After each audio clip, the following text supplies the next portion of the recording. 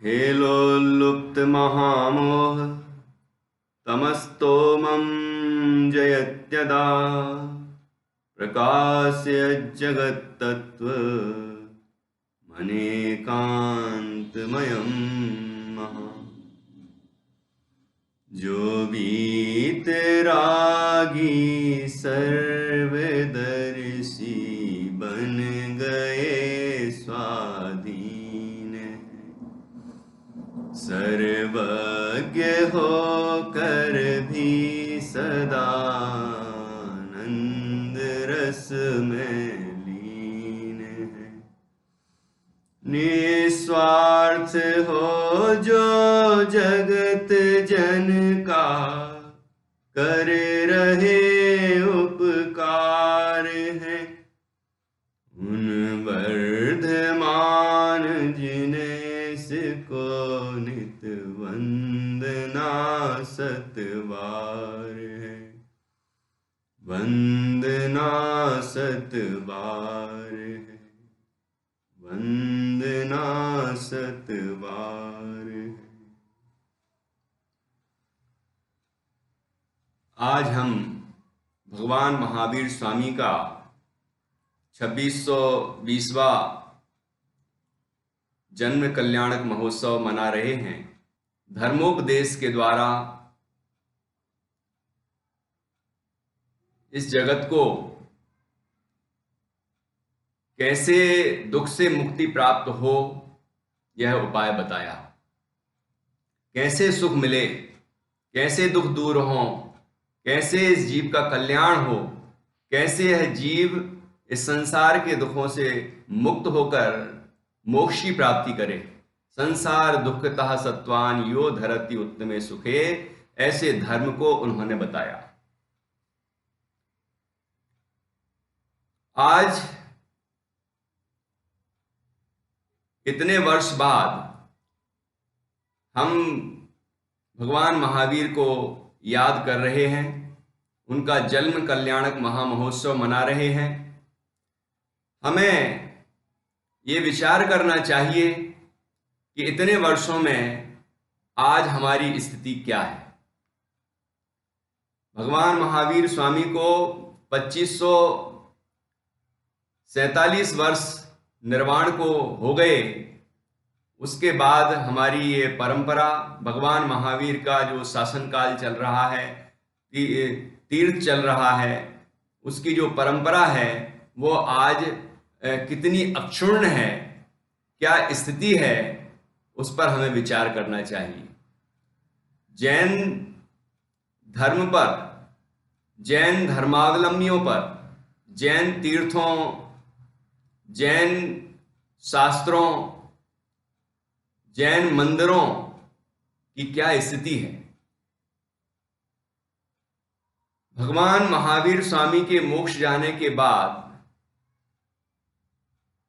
जैन धर्मावलंबी कितने बचे हैं। भारतवर्ष में जो समाज बहुसंख्यक वर्ग था, आज अल्पसंख्यक की स्थिति में पहुंच चुका है। इन वर्षों में अनेक आक्रमण जैनियों पर हुए। आप सभी इन बातों को जानते हैं। जैन शास्त्रों, जैन मूर्तियों, जैन मंदिरों, जैन धर्मावलंबियों पर किस तरह के संकट आए और हमारी क्या स्थिति हुई। हम आज इतने सिमटकर इतने से रह गए। इस सब के पीछे क्या कारण है, ये सब आप भली भांति जानते हैं। आज ये विचार करने का अवसर है। और इतने संकट के बावजूद भी हमारे विद्वानों ने, हमारे पूर्वजों ने, हमारे ज्ञानी धर्मात्माओं ने, मुनियों ने इस धर्म को, इस धर्म की परंपरा को जो भगवान महावीर से हमें प्राप्त हुई, उसको अक्षुण्ण बना के रखा और आज हमारे पास तक पहुंचाया। शास्त्रों के माध्यम से, उपदेश के माध्यम से परंपरा को अक्षुण्ण रख के सभी हमारे पूर्वजों का ये उपकार है, हमारे विद्वानों का, ज्ञानियों का, आचार्यों का, सबका हमारे ऊपर उपकार है।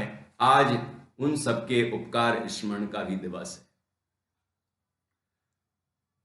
हमने जिन विपरीत परिस्थितियों में जैन धर्म को अक्षुण्ण रखा है और आज हमें इतनी दुर्लभता से ये धर्म प्राप्त हुआ है, क्या हमें आज इसकी कीमत है? आज भगवान महावीर का जन्म कल्याणक है। हर वर्ष इसे बड़ी धूमधाम से मनाया जाता है। जैनी लोग इसका भरपूर प्रदर्शन करते हैं, लेकिन आज हम प्रदर्शन नहीं कर पा रहे हैं। प्रदर्शन और दर्शन, जैन दर्शन प्रदर्शन की वस्तु नहीं है कि हम बाहर में उसका प्रदर्शन करें, तभी हमारा भगवान महावीर का जन्म कल्याणक मनाना सार्थक होगा, ये बात नहीं है। हाँ, प्रदर्शन भी होता है। जब उत्साह आता है तो उत्साह दिखता भी है। जब भक्ति होती है तो भक्ति प्रकट होती भी है। जब हमारे अंदर सिद्धांत, जैन सिद्धांत, भगवान महावीर के उपदेशों का असर होता है तो वो बाहर में दिखता भी है, वो दिखना भी चाहिए। लेकिन आज यदि हम बाहर में प्रदर्शन नहीं कर पा रहे हैं तो भी हम भगवान महावीर का जन्म कल्याणक मना सकते हैं। ऐसा नहीं है कि प्रदर्शन होगा तो ही हम भगवान महावीर का जन्म कल्याणक मना पाएंगे, जन्म जयंती मना पाएंगे, महावीर जयंती मना पाएंगे, और नहीं कर पाए तो हमारा ये त्योहार ऐसा ही चला गया, ऐसा समझेंगे। ये समझ ठीक नहीं है। आज हमें ये विचार करने की जरूरत है कि हम वास्तव में महावीर जयंती कैसे मनाएं, भगवान महावीर का जन्म कल्याणक कैसे मनाएं। ये तभी हम समझ पाएंगे और वो उपाय हमें मिल पाएगा कि जब हम भगवान महावीर को समझेंगे। तो आप कहेंगे हम तो भगवान महावीर को जानते हैं, समझते हैं, हम ही क्या, पूरा देश समझता है, पूरी दुनिया समझती है और जगह जगह से बधाइयां भी आ रही हैं। सभी जैन, अजैन, देश वाले, विदेश वाले भगवान महावीर के जन्म कल्याणक की हमें बधाइयां दे रहे हैं। हम बड़े प्रसन्न हैं। और यदि कोई हमारी प्रशंसा कर दे तो हम फूले नहीं समाते। ये हमारी बहुत बड़ी कमजोरी है कि हम बस इतने में ही संतुष्ट हो जाते हैं। कोई भगवान महावीर की जय जयकार लगा के ही संतुष्ट हो जाता है, तो कोई भगवान महावीर के सिद्धांतों को पढ़ के ही संतुष्ट हो जाता है, कोई मंदिर जाके ही संतुष्ट हो जाता है, कोई हमारे जो बाह्य पहचान है, छान के पानी पीना, रात्रि भोजन नहीं करना, जिन मंदिर प्रतिदिन जाना, इन सब की जब प्रशंसा होती है तो उससे संतुष्ट हो जाते हैं। लेकिन हमारे वास्तव में सिद्धांत क्या है, हमारी पहचान वास्तव में क्या है, हम इन बातों पर विचार ही नहीं करते। पहले तो ये कि ये जो बाह्य पहचान है, इस पहचान को कितने जैनियों ने सुरक्षित रखा है, इस पर भी विचार करना चाहिए। और फिर ये विचार करना चाहिए कि वास्तव में हमारी पहचान क्या है। हमारी पहचान इतनी ही नहीं है। हमारी पहचान हमारा आचार, हमारा विचार, हमारे संस्कार, हमारे सिद्धांतों पर चलना, सिद्धांतों के ऊपर अडिग रहना और उससे परम शांति की प्राप्ति अंदर में करना और जगत को भी शांति प्रदान करना।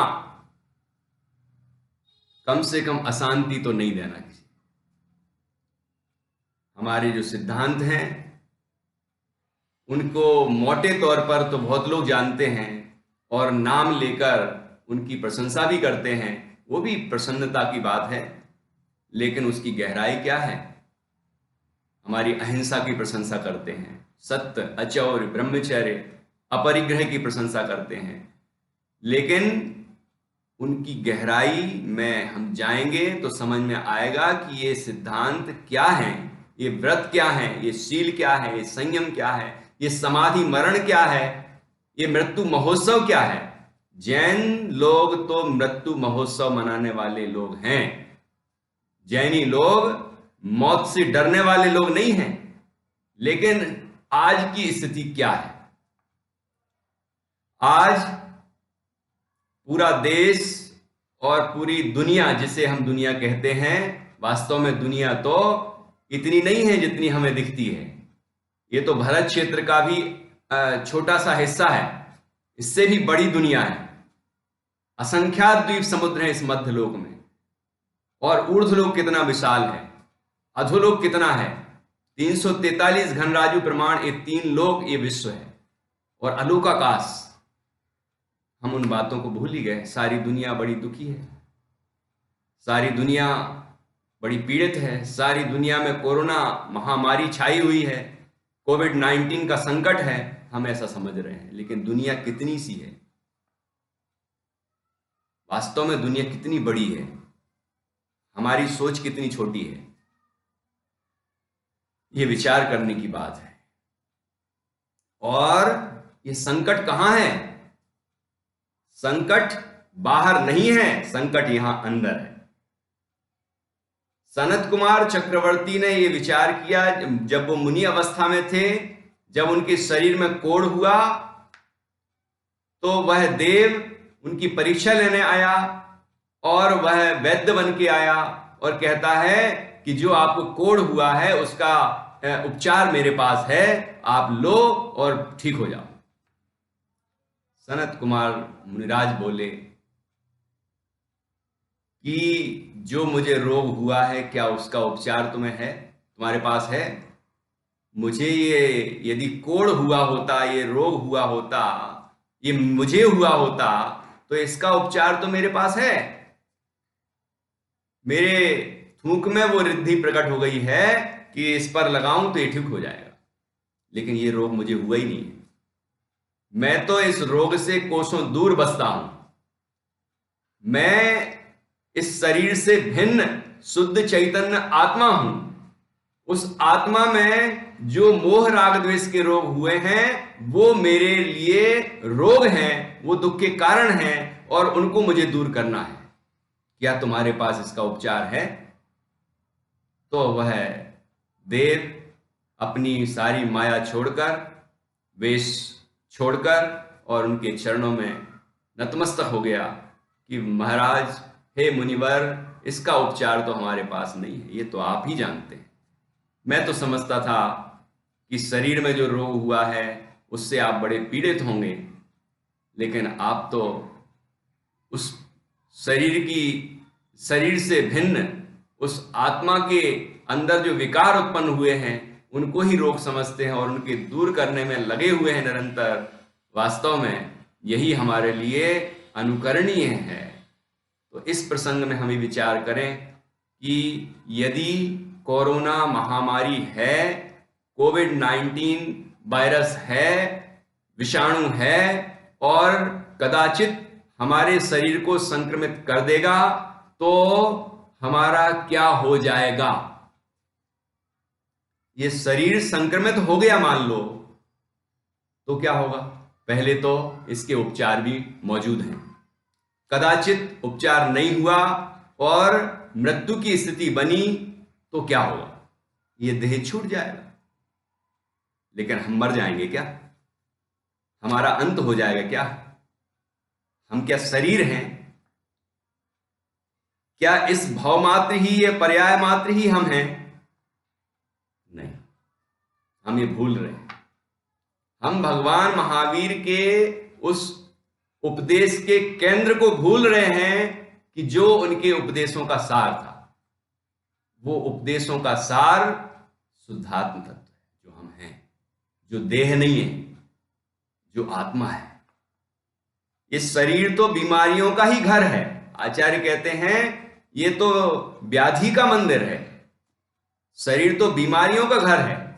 आचार्य कुंद कुंद स्वामी कहते हैं इस शरीर के अंगुल अंगुल प्रमाण स्थान में 96 रोग हैं, 96 रोग हैं, तो पूरे शरीर में कितने रोग होंगे सोचिए। इस शरीर में 96 रोग एक एक अंगुल प्रमाण स्थान में हैं, तो पूरे शरीर में कितने होंगे। वे ही रोग कभी जब उनको उसके अनुकूल वातावरण मिलता है तो वो प्रकट हो जाते हैं। तो शरीर में बीमारी होना यह आश्चर्य की बात नहीं है। आश्चर्य की बात तो तब हो कि शरीर में बीमारी ना हो। जैसे कि पानी का बुलबुला उत्पन्न होकर नष्ट हो जाए, इसमें कोई आश्चर्य नहीं है। आश्चर्य तो तब हो कि जब वो पानी का बुलबुला उत्पन्न होके कायम रह जाए, मिटे ना। हमें इन विषयों पर विचार करने की बहुत जरूरत है। शरीर में बीमारी होगी, ये तो तय है। अब वो कौन सी होगी, ये सबके अपने अपने उदय के अधीन व्यवस्था है। जैसे जिसके कर्म होंगे, जैसे जिसके उदय होंगे, उस तरह की पुण्य पाप के उदय के अनुसार शरीर में बीमारी होगी। वृद्धावस्था भी रोग है, और भी अनेक रोग हैं जो शरीर में होते ही हैं, और इसमें कोई आश्चर्य नहीं है। आश्चर्य तो यह है कि हम उस रोग को अपना रोग समझ रहे हैं। हम उस बीमारी को, महामारी को अब मुझे लग जाएगी ऐसा समझ रहे हैं। ये बीमारी मेरे अंदर प्रवेश कर नहीं सकती। ये जैन दर्शन का सिद्धांत है। आत्मा अपने स्वचतुष्टय में अस्थि रूप है, परचतुष्टय से नास्ति रूप है। जब ये जैन दर्शन का मूलभूत सिद्धांत हमारी समझ में आएगा, तब वास्तव में हम भगवान महावीर का जन्म कल्याणक मना पाएंगे। जैन दर्शन की, जैनी की पहचान ये बाह्य आचार्य ही नहीं है, ये भी होते हैं, लेकिन असली पहचान है अनेकांत। ये जैन दर्शन का सिद्धांत है। सिद्धांत ये है कि प्रत्येक वस्तु अनंत धर्मात्मक है। अनंत गुण, अनंत धर्म, अनंत शक्तियां प्रत्येक वस्तु में मौजूद हैं। और मैं भी एक वस्तु हूं, मैं चेतन वस्तु हूं। शरीर अचेतन वस्तु है, उससे मैं उसकी जाति के अनंत गुण हैं, अनंत धर्म हैं, और मेरे अंदर मेरी जाति के, चेतन जाति के अनंत गुण धर्म शक्तियां हैं। मेरे जो धर्म है, मेरा जो स्वरूप है, वो कभी बदल नहीं सकता। आत्मा चेतन है, वो अचेतन नहीं हो सकता, और ये शरीर अचेतन है, वो कभी चेतन नहीं हो सकता। ये जो जैन दर्शन का सिद्धांत है, ये जो सुखी होने की कला है, ये भगवान महावीर के उपदेशों का सार है। इसे हम कहते हैं भेद विज्ञान। ये सम्यक ज्ञान कला है। और जब भेद विज्ञान प्रकट होता है, जब सम्यक ज्ञान प्रकट होता है, तो वो शुष्क नहीं होता, वो वैराग्य को लिए होता है। और वैराग्य आनंदपूर्ण होता है। इस वैराग्य में शरीर से भेद ज्ञान होता है। संसार, शरीर और भोग सबसे विरक्ति होती है, और निज शुद्ध चैतन्य आत्मा में अनुरक्ति होती है। आत्मा के जो अनंत गुण, अनंत धर्म, अनंत शक्तियां मई जो एक चेतन स्वरूप है, उस स्वरूप की अनुभूति होती है और उससे आनंद होता है। ये आत्मानुभूति ही जैन दर्शन का सार है। आज हमें इस बात का विचार करना चाहिए।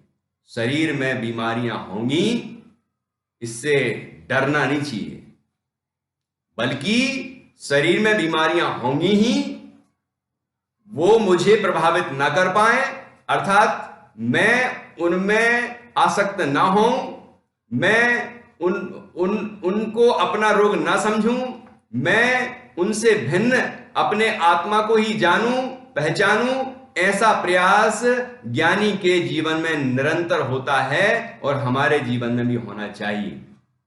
तभी हमारा भगवान महावीर का जन्म कल्याणक मनाना सार्थक होगा। वास्तव में ये शरीर रोगों का घर है और आत्मा आनंद का धाम है। आत्मा अनंत गुण, अनंत धर्म, अनंत शक्तियों का स्थान है।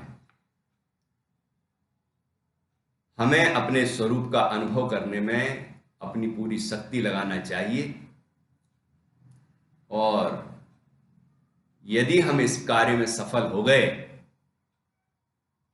तो कदाचित ये संक्रमण हमें भी हो गया तो अभी हम दुखी नहीं होंगे। दुखी कौन हो रहा है? पहले तो ये विचार करें कि बीमार कौन हो रहा है। बीमारी के होने में पाप का उदय निमित्त है, ये बात तो है ही, लेकिन बीमार कौन हो रहा है? जो भयभीत है, जो शरीर को ही आत्मा मान रहा है, शरीर को ही अपना मान रहा है और इन सिद्धांतों को नहीं समझ रहा है, वो बीमार हो रहा है। वो डर रहा है वायरस कहां से आ जाएगा, वो यहां से नहीं आ जाए, यहां से नहीं आ जाए, यहां से नहीं आ जाए। आ जाएगा तो कहां आएगा? शरीर में ना।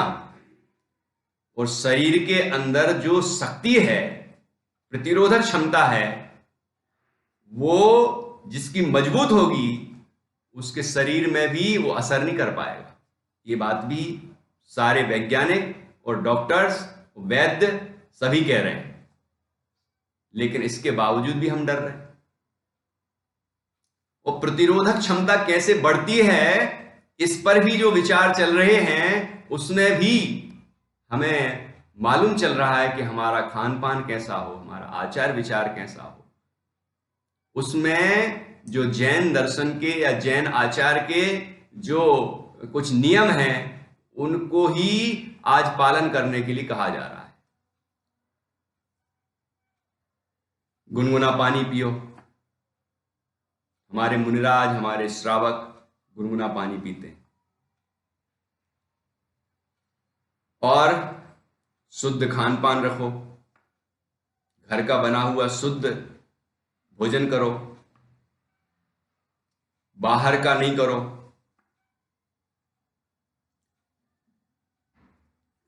शोध के भोजन की जो कुछ बातें हैं वो भी आ रही हैं, लेकिन हमें ये नहीं देखना है कि दुनिया क्या कह रही है, डॉक्टर क्या कह रहे हैं, ऐसे खाओ, वैसे खाओ, ऐसे पियो, ऐसे करो, ये करो, वो करो। नहीं, यदि हमें वास्तव में इस महामारी से बचना है तो जैन दर्शन के चरणान योग का अनुसरण करना चाहिए, तो शारीरिक बीमारी से ही बच जाएंगे। और ये जो बीमारी है, इसका प्रारंभ मन से होता है। ऐसा भी कहा है कि ये मानसिक बीमारी है, ये डर से उत्पन्न होती है। ये डर से जो हमारी रोग प्रतिरोधक क्षमता हीन होती है, तब ये पैदा होती है। जैसे आपको मैं एक उदाहरण दूं, जैसे आपको अचानक लगा कि यहां भूत है, तो आप सन्न रह जाए। जैसे आप कहीं जा रहे हैं और अचानक शेर आ जाए, तो आपकी हालत क्या होगी? अचानक सर्प आ जाए तो स्थिति क्या बनेगी? कहते हैं ना, सांप सूंघ गया। तो ऑक्सीजन लेवल कम होगा कि नहीं होगा? तो आपकी जो जो जो शरीर की स्थितियां बताई जा रही हैं, वो होंगी कि नहीं होंगी? घबराहट होगी कि नहीं होगी? तो श्वास फूलेगी कि नहीं फूलेगी? ये क्यों हुआ? भय के कारण।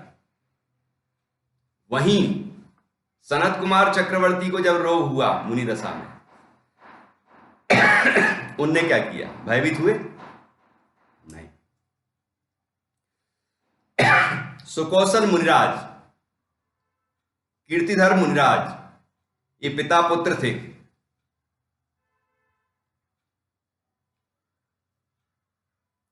जब चातुर्मास के बाद आहार करने का विकल्प आया और आहार करने के लिए तैयार हुए, तत्पर हुए, तभी उन दोनों के सामने एक शेरनी आ गई। भयंकर मुद्रा में आई। दोनों मुनिराजों ने क्या किया? डरे, भयभीत हुए नहीं। क्या किया उन्होंने? ये नियम लिया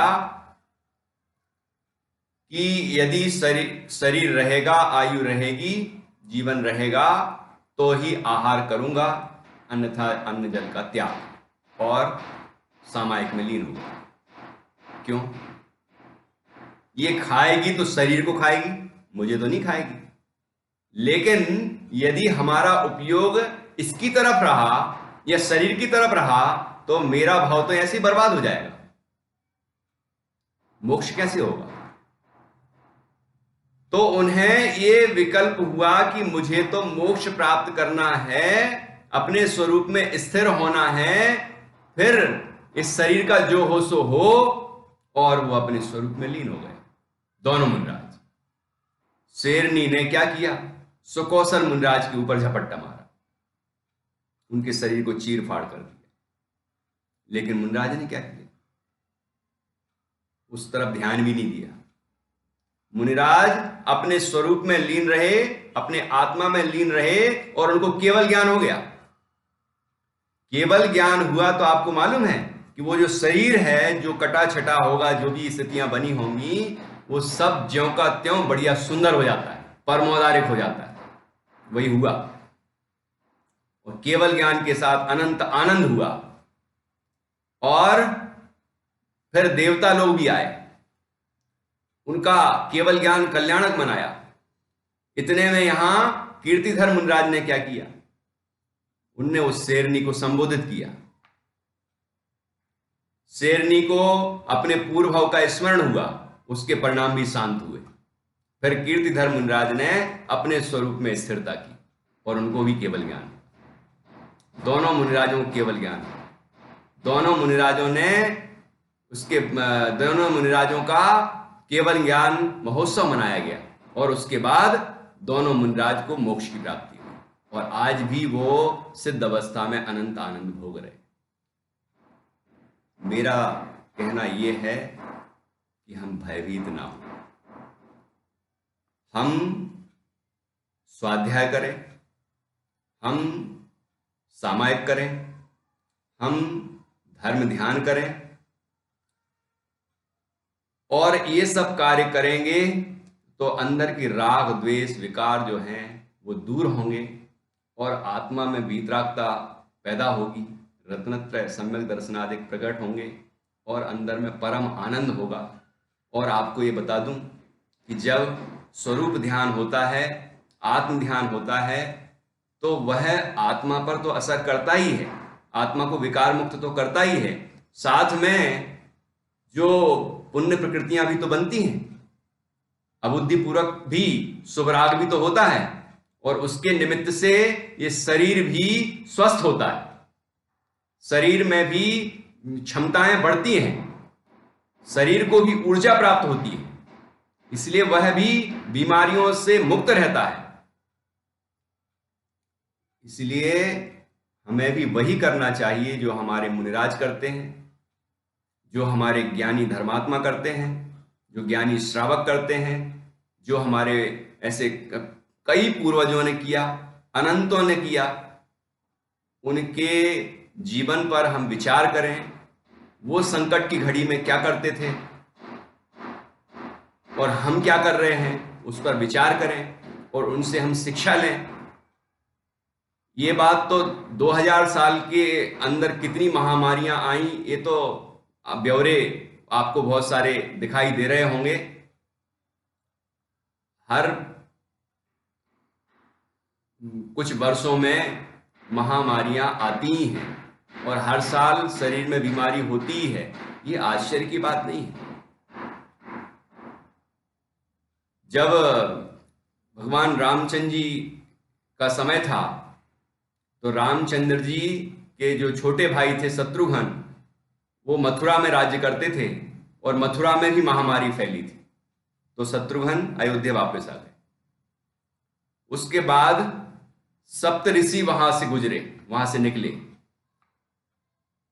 तो वो महामारी दूर हो गई, तो शत्रुघ्न वापस पहुंचे। ये बात आपको मालूम होगी, पुराण में है। कहने का तात्पर्य क्या कि महामारी उस समय भी थी, लेकिन किसने क्या किया और हम क्या कर रहे हैं, ये विचार करना। महामारी से कितने ही लोग मर गए, लेकिन मुनिराज वहां भी गए और उनके प्रभाव से बीमारी और ठीक हो गई। ये क्या है? ये पुण्य का प्रभाव है, ये तपस्या का प्रभाव है। और ये प्रभाव हमारे अंदर ही पैदा हो सकता है, लेकिन हम तब ऐसे प्रभावशाली बन सकते हैं कि जब हम भगवान महावीर के सिद्धांतों को वास्तव में समझें, वास्तव में उनके जो दर्शन है, उनका बताया हुआ मोक्ष का मार्ग है, तत्व ज्ञान है, उसको हम अंदर में प्रयोग करें, तो ही इन समस्याओं का समाधान हो सकता है। समस्या बाहर नहीं है, समस्या अंदर है। हमारे मन में जो डर बैठा है, पहले उसको निकालिए। वो डर कब निकलेगा? जब मन में भेद विज्ञान की भावना होगी, जिनेंद्र भगवान के गुणों का गान होगा। जब हम भगवान के बताए हुए सिद्धांतों पर विचार करेंगे, तो मन में जब सद्विचार आएंगे, तो जो भय विकार है वो दूर हो जाएगा, शंका दूर हो जाएगी, सातों भय दूर हो जाएंगे। इस भाव संबंधी भय, पर भाव संबंधी भय, मरण भय, अकस्मात भय, आरक्षा भय, अगुप्ती भय, ये जो भय हैं, ज्ञानी इन भयों से मुक्त रहता है, क्योंकि उसके मन में भेद विज्ञान की भावना होती है, वैराग्य होता है, और उसके अंतर में भेद विज्ञान की कला चलती है। वह भेद ज्ञान करता है, वैराग्य होता है, और उसके अंदर परम आनंद होता है। वो निशंकित होता है, निर्भय होता है, इसलिए बीमारी हो भी जाए तो डरता नहीं। वो अपना पूरा जीवन समाधिमय जीता है। ये भेद विज्ञान और वैराग्य से समाधि की भावना आती है। समाधि मतलब समता का भाव, समता मतलब मोह राग द्वेष से मुक्ति। जब राग द्वेष नहीं होते तो समता होती है, वैराग्य होता है, वीतरागता होती है। और ऐसे समता पूर्वक जब ये देह छूट जाता है तो उसे हम समाधि मरण कहते हैं। शरीर के छूटने का नाम मरण है, और ये छूटेगा ही, ये तो पक्का है। शरीर के छूटने का नाम मरण है। यदि हमने समतापूर्वक शरीर छोड़ा, ये शरीर समतापूर्वक छूटा, तो उसका नाम है समाधि मरण। और यदि राग द्वेष पूर्वक छूटा, इस शरीर में आसक्ति पूर्वक छूटा, दुखी होके छूटा, आकुलित व्याकुलित होके छूटा, भयभीत होके छूटा, तो वह कुमरण है। और कुमरण का फल तत्काल तो दुख है ही, और आगामी भाव भी दुखरूप होंगे। और समतापूर्वक मरण करेगा, देह छोड़ेगा, तो इस भाव में तो आनंद है ही, और उसके फल में स्वर्ग आदि की जो प्राप्ति होगी उसमें भी आनंद ही होगा। और वह जीव यदि स्वरूप में स्थिर हो जाए और इस भाव में पूर्ण समतापूर्वक देह छोड़े, अर्थात पूर्ण वीतराग हो जाए, तो मोक्ष होता है। हमें आज भगवान महावीर के सिद्धांतों पर विचार करने की आवश्यकता है, तभी हम भगवान महावीर का जन्म कल्याणक मना पाएंगे। तो सारभूत बात यह है कि समस्या अंदर है, उस समस्या का समाधान भी अंदर ही होगा। मन में जहां भय है, जहां क्रोध मान माया लोभ है, राग द्वेष है, विकृति है, उसको निकालें और अपने मन में, अपने विचारों में, अपने परिणामों में भेद विज्ञान लाएं, तत्व ज्ञान का अभ्यास करें, स्वाध्याय करें, भगवान जिनेंद्र के स्वरूप पर विचार करें, हम सामायिक करें, ध्यान करें, ध्यान धर्म ध्यान करें। तो निश्चित रूप से जब हमारे परिणामों में ये भगवान महावीर के बताए हुए उपाय आएंगे, जब हम इनको अपना जीवन बनाएंगे तो निश्चित रूप से ये विकारों के लिए रहने के लिए स्थान ही नहीं होगा। वास्तव में कसाएं कैसे नष्ट होती हैं, तो इसको इतने कहा, जब तत्वज्ञान के अभ्यास से परपदार्थ इष्टनिष्ट भाषित नहीं होते तो कसाएं भी उत्पन्न नहीं होती। कसायों का उत्पन्न ही नहीं होना वो कसायों का अभाव है। ऐसे ही विकारों का उत्पन्न नहीं होना वो विकारों का अभाव है। उत्पन्न कैसे नहीं होंगे कि जब हम भेद विज्ञान करेंगे, जब हम शरीर से भिन्न अपने को आत्मा देखेंगे, और जब हमारे अंदर वैराग्य होगा, जब हमारे अंदर वीतरागता प्रकट होगी, समता प्रकट होगी, तो मोह राग द्वेष क्रोध आदि जो भय हैं और जो ही विकार हैं, काम आदि हैं, इन सबके उत्पन्न होने का कोई प्रश्न ही नहीं है, अवकाश ही नहीं है। ये सब उत्पन्न होना बंद हो जाएंगे तो परम शांति हमें प्राप्त होगी। हमें आज भगवान महावीर स्वामी के जन्म कल्याण को सार्थक करना है, और भगवान महावीर के जन्म कल्याणक की जन्म जयंती की सार्थकता तभी होगी जब हम पूरी शक्ति से, पूरी ताकत से, पूरे समर्पण से भगवान महावीर के संदेशों को समझेंगे, उस पर विचार करेंगे और उनको अपने अंदर प्रयोग करेंगे, उनके ही उपदेशों के अनुसार अपना जीवन जिएंगे। उनके उपदेशों के अनुसार ही हमारा खान पान होगा, उनके उपदेशों के अनुसार ही हमारा गृहस्थ जीवन होगा, उनके उपदेशों के अनुसार ही हमारा मुनि जीवन होगा, उनके उपदेशों के अनुसार ही हमारे सब कुछ उनके उपदेशों के अनुसार ही होगा। तो दुख कभी हो ही नहीं सकता, भय कभी हो ही नहीं सकता, तकलीफें कभी हो ही नहीं सकती। निश्चित रूप से कैसा भी संकट का समय हो, परम आनंद ही होगा, और वह परम आनंद अंदर से ही आएगा। इस बात का हम गहराई से विचार करें। हम भगवान महावीर के जन्म कल्याण को सार्थक करें, और जिस अवस्था को भगवान महावीर स्वामी प्राप्त हुए हैं, उस मोक्ष अवस्था को हम भी प्राप्त करें। जीवन आनंदमय जिए, जीवन समाधिमय जिए, तो निश्चित रूप से मरण भी, देह का छूटना भी समाधि पूर्वक होगा, आनंद पूर्वक होगा, मृत्यु महोत्सव होगा, और इसका परिणाम आनंदमय ही होगा। इसलिए अपना पूरा जीवन समाधिमय बनाने का हम प्रयत्न करें, तो ही हमारा भगवान महावीर का जन्म कल्याणक मनाना सार्थक होगा। हम सभी यह कार्य शीघ्र अतिशीघ्र करें और परम आनंद की प्राप्ति करें। यही